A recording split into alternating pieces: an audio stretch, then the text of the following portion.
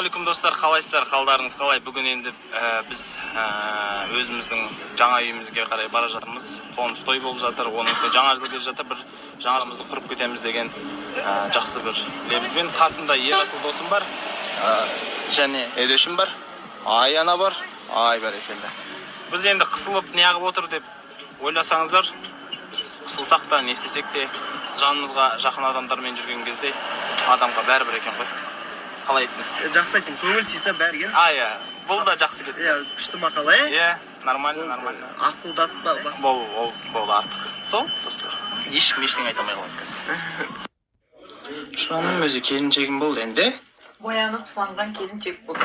Бойым сыланған келіншек болып қалды. Мәңгілік.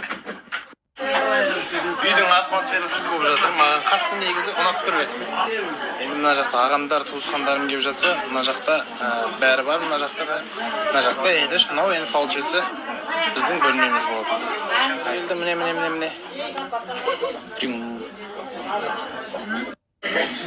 Мына жаңа модница келіншегім отырған мына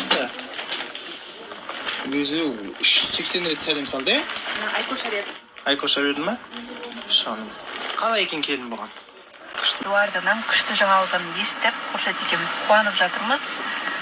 Негізі осылай біреулер үйленіп жатса, әлде тұрмысқа шығып жатса, қатты қуанамыз, өйткені бұл деген үлкен.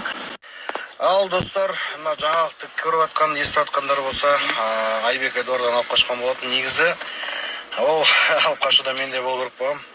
Бару керек боламыз негізі. Байсерке жаққа бірақ та бір-екі шаруалармен шыға алмай қалдық. Қазір өзіміз